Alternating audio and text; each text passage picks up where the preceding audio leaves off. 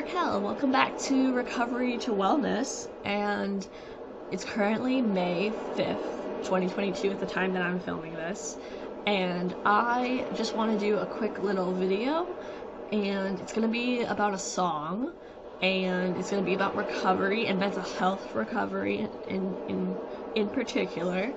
And if you don't know, May is Mental Health Awareness Month, as well as Borderline Personality Disorder Awareness Month, and I have both of those things. So I am going to try to do a lot more mental health recovery and advocacy and little videos, and also just identity stuff and just like recovery topics, as well as like sort of commentaries and reactions this month, as well as advocacy videos that I've been promising for legitimately like 2 or 3 years now.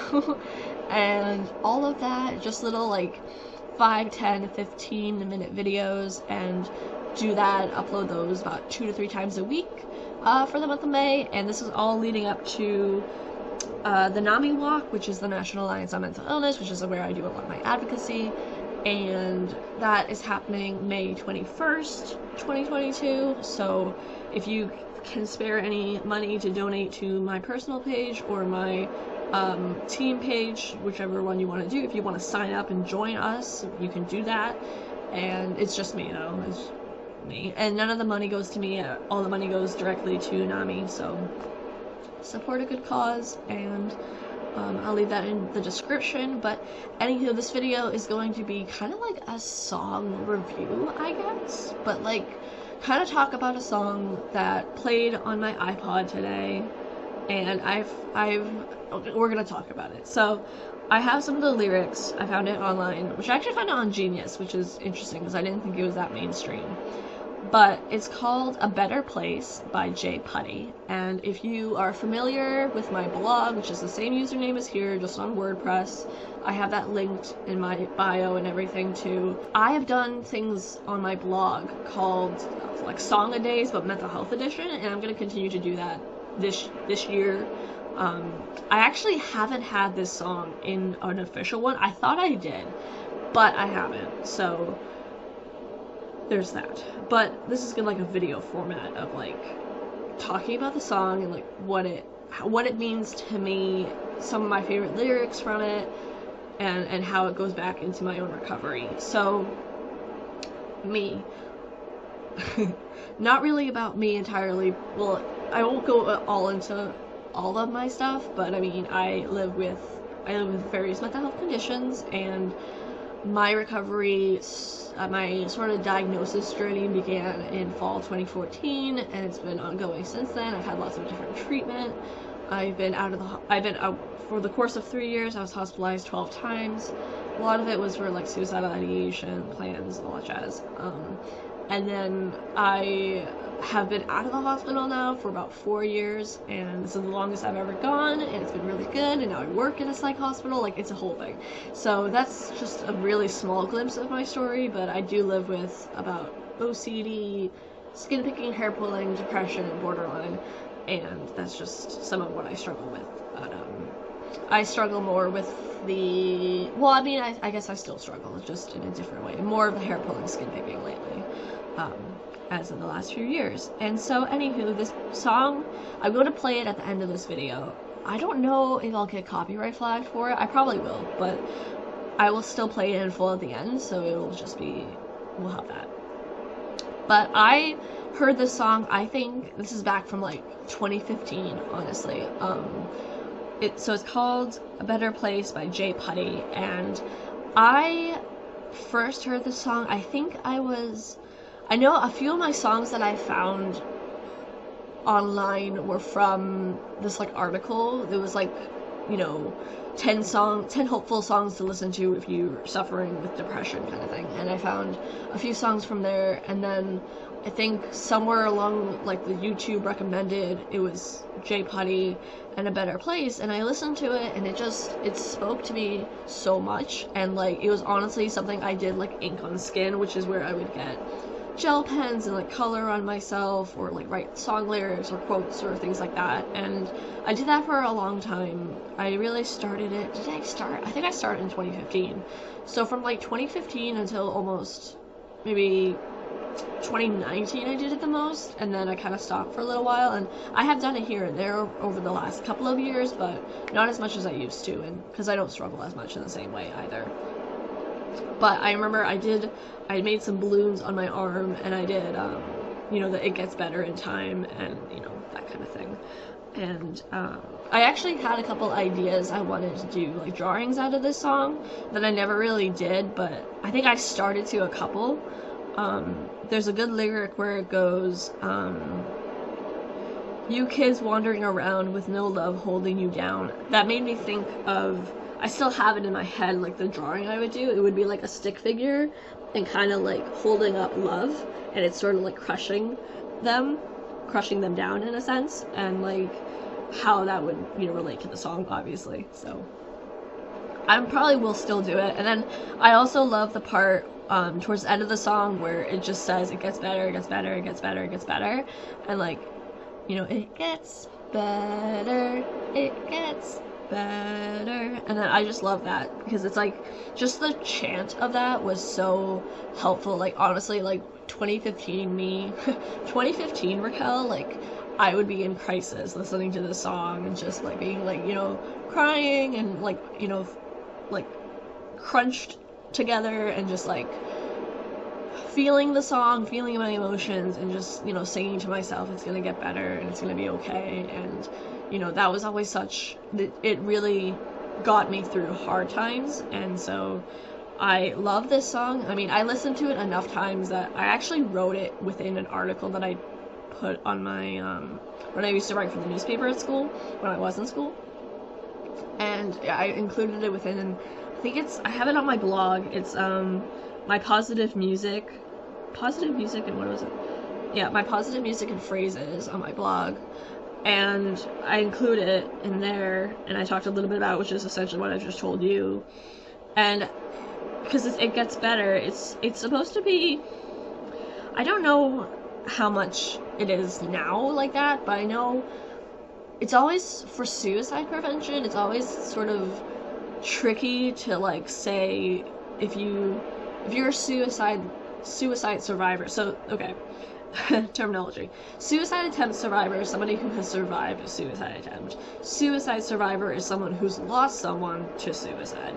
So a suicide loss survivor might say, oh, my loved one, you know, completed suicide, and they're in a better place though. So there's always like, I know in the past, like back in 2015 or so, it was always sort of like, don't say that, because that could, you know, it could sort of glorify like the death of by suicide and make it seem like, I don't know, like it was just sort of like a tricky thing to do. So I mean, when I found this song and I liked the song, I knew kind of like, ooh, that's not sort of the correct way of phrasing it and everything. But I think too, the more I listened to the song, instead of it, for me, I interpreted it as less of someone who lost someone to suicide and having that have happened and they're in a better place, like in like just the afterlife.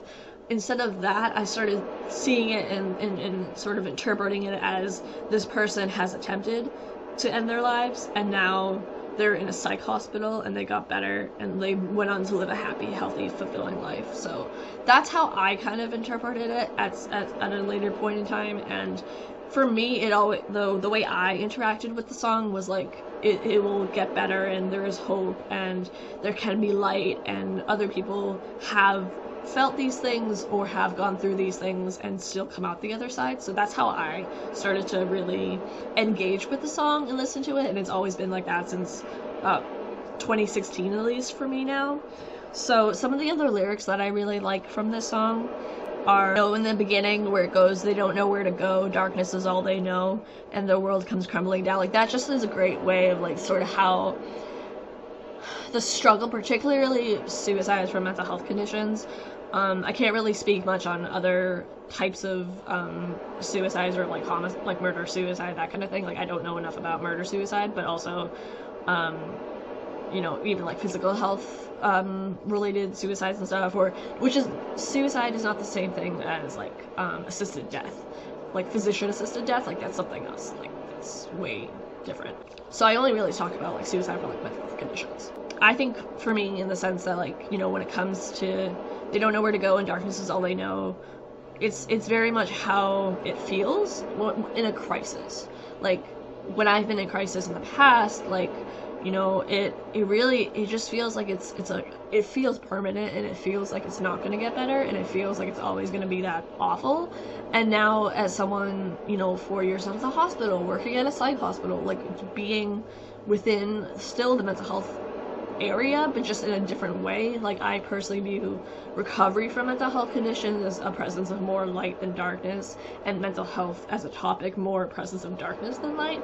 And so that's just how I incorporate it. So like, that's how I encode it in a sense. And for me, moving towards more identity beyond mental health advocate and just like things I enjoy, and halls and art and like creating and doing stuff like that, that's been a huge help in my process. And it's also very interesting because I have now had advocacy avenues where with like NAMI, where now I know, because I'm working in the psych hospital, I know I can see a different perspective of it than when I was just doing NAMI and not working in a psych hospital. So like, that's a very interesting perspective thing that I can talk about in a future video. But overall, I would say like when I was in crisis and stuff, like it definitely feels that permanence of it. And then to know now, in the last 4 years, to now have the perspective where it does get better and I am stable more of the time now, and when I do struggle, it's not as intensely as how it used to be 4 or 5 years ago. You know, I don't wind up in the hospital, I don't wind up, you know, acting on suicidal thoughts, I don't wind up, you know, engaging in that kind of behavior. I might pull out my eyebrow, I might kind of pick my lip until it bleeds kind of thing, but I don't like go as far in at that depth of it as I used to.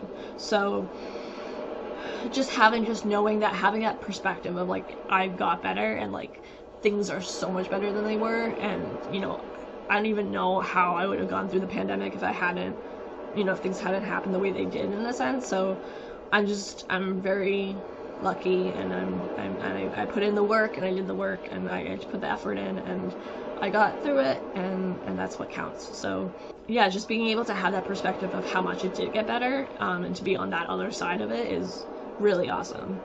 So yeah, I definitely encode like the how. It's like when they ask where you've gone, I'll say in a better place. Definitely that made me think of just, oh, like someone, where did they go? And it's like more like, well, they're in a better place, they're in a hospital, they're getting help, they're getting the help that they need, and that's okay. And yeah. If anybody would be interested in me doing like stigma, like mental health stigma kind of videos for the month of May, that would be, I'm down with that. Also, if you would like to have, because my family has been largely involved, obviously, well, my family has been largely supportive and involved within my mental health treatment, so if you have any questions for like my mom or anything, it was an idea I had a few years ago, but if you have any questions, leave them in the comments or message me on my Insta or my blog or something, and we can chat. And I'm not a mental health professional or anything though, so don't confuse that. But I just talked about my own experiences. But if you have questions for like my mom or stuff, I can answer it in a future video. So if that's something that you're interested in, it's always something I've been wanting to do, but I just never did it. Yeah, I mean, I just love the whole "it gets better" chorus, not chorus, but bridge. I guess it's called a bridge here. But the "it gets better" is just so important. And yeah, I mean, at the end, I'll just end this now. Big thing I also got was, I loved, you know, you've been told you've got to find something to hold on to. That was always a big thing. I always really clung to that lyric, especially. Like, it was like, I just need to buy myself time. The big thing for me was like, I really tried to plant my roots like a tree deep into the ground. Like, I had, for me, like, the Marvel Cinematic Universe was a huge part of, like, I have to be alive. I have to stay alive because I want to go see Ragnarok. I have to stay alive so I can hear this new song come out. I have to stay alive to, like, you know, do whatever, and, like, into the future. And me building my roots was so important, because it did eventually pave the way to, like, fall 2018, where I was like, no one and no thing is worth being suicidal over. And that was something like a transformation point for me, like, where that's no longer an option. And like, Have I struggled since then? Yes, but I make sure that I don't act on the severity of my thoughts, and I continue to still be proactive in my recovery and in my treatment and trying to do the right thing, in a sense, for me, for my life, to be safe and all of that. And is it easy? No. It's hard, and ultimately I still try. Again, I kind of mess up with like the hair pulling or the skin picking, but like overall, at least with the suicidal thoughts or like the scratching self-harm, that kind of thing, I definitely work more on my coping skills and DBT, dialectical behavior therapy, mindfulness, and I've just planted so many roots in the ground, especially now, that it's just not an option for me to go backwards. And I've done that before where I relapsed, and it wasn't at all what this wonderful, glorious, amazing thing that my mind likes to paint it out to be. Likes to paint suicide and self-harm and that sort of like, ooh, you'll feel so much better if you do it. Like it's just not that anymore. And so when I came to that conclusion, you know, no one and no thing is worth being suicidal over, that was very much like a door shut, in a sense. And now it's like, I won't go back. I won't go back to what was. I will continue forwards and, you know, get into that valley between hopelessness and hopefulness, and just kind of reside there at times, because both can exist at the same point in time, and all of that. And then there's one more lyric I just want to say. So yeah, just finding things to hold on to and finding more reasons to stay alive, and then grow that so that once I got to those little like flagpoles in the dirt, I could make a new goal as to, okay, now I really want to watch this happen, or I want to see this happen, or whatever. I want to, you know, I have all these people yet to meet, you know, not only do I have the people in my current life, but in my future life, like who knows, who I could impact in a positive, healthy way, kind of thing. So and then it gets better in time. Please just keep that in mind. Don't break more inside. Don't break more inside, I think I really did put on my arm, and I definitely put that lyric on my arm before too, in Japan. So anywho, this was a long video. It was longer than I meant it to be, but hopefully you enjoyed, and let me know in the comments what kind of mental health awareness type of video, or not video, but what type of mental health awareness songs do you listen to, and like what have been impactful in your own recovery, and how have they impacted you in that way? And focus more on like the ones that are like helpful and not like sad. But I understand that sad songs can be helpful as well too, but something that's like positive and uplifting. What has been a positive, uplifting song that's helped you a lot in your journey, or have you interpreted it as that way? And thank you for watching, and hopefully you liked this video, and as always, stay safe, take care, be well, much love and light to you, and I'll see you when I see you.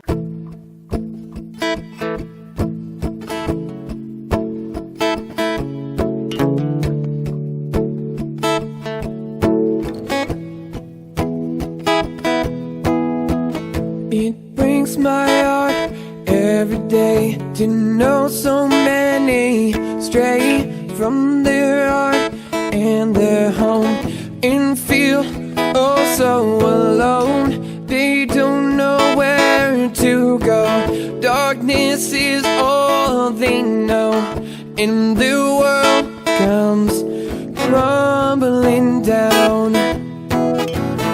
And when they ask where you've gone, I'll say a better place. You're in a better place tonight. And when they ask where you've gone, I'll say a better place. You're in a better place tonight.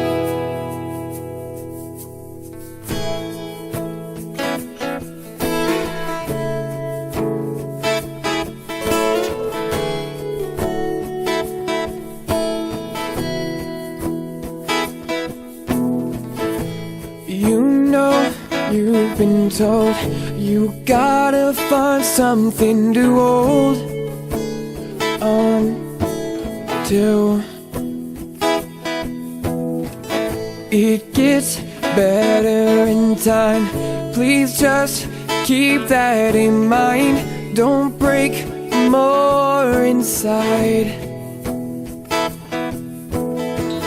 And when they ask where you've gone,